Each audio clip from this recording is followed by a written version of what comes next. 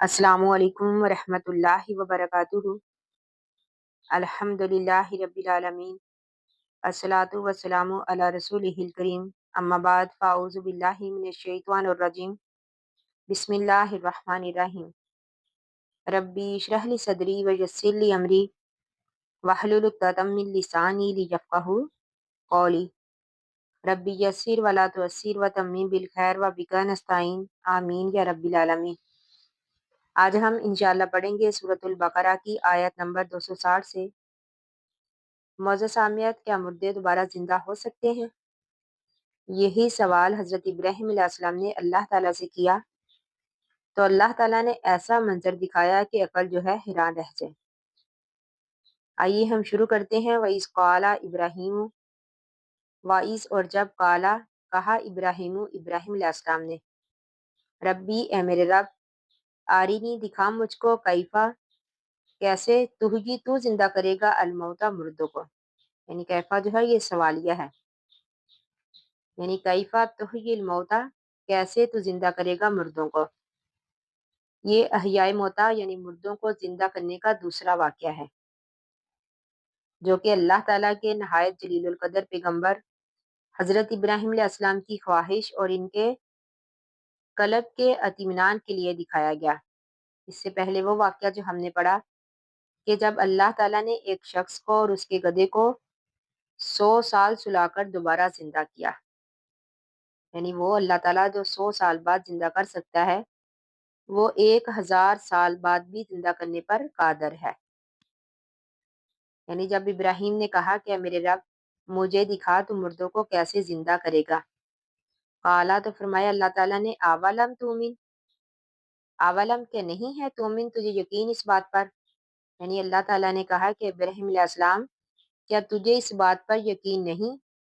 قالا تو کہا ابراہیم نے، بلا کیوں نہیں، یعنی انہوں نے کہا کہ اللہ تعالیٰ میں یقین رکھتا ہوں اس بات پر، ولیکن لیکن لیطمئن، تاکہ مطمئن ہو جائے قلبی میرا دل، یعنی اپنے دل کو مطمئن کرنے کے لیے میں چاہتا ہوں۔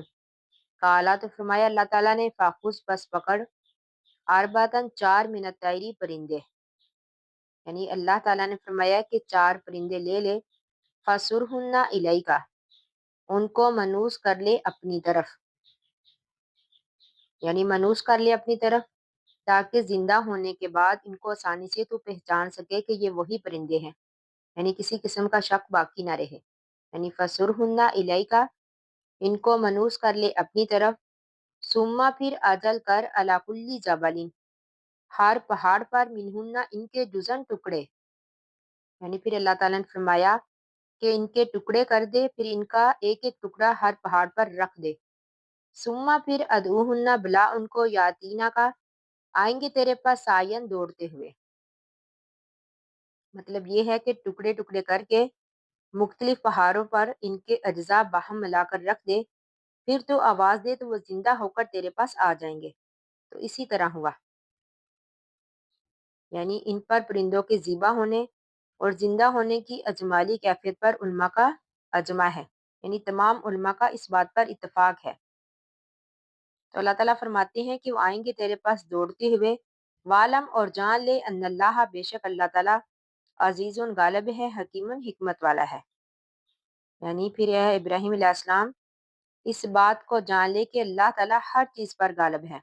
اب اللہ تعالیٰ نے یہ دونوں واقعات اس لیے دکھائے تاکہ لوگوں کو اس بات پر یقین ہو جائے کہ اللہ تعالیٰ دوبارہ زندہ کرنے پر قادر ہے۔ تو باقی ہم انشاءاللہ کل پڑھیں گے۔ اللہ تعالیٰ سے دعا ہے کہ ہم نے جو بھی پڑھا اللہ تعالیٰ ہمیں اس کو سمجھنے اور اس پر عمل کرنے کی توفیق دے، آمین ثم آمین۔ آخر دعوانا ان الحمد للہ رب العالمین۔ السلام علیکم ورحمۃ اللہ وبرکاتہ۔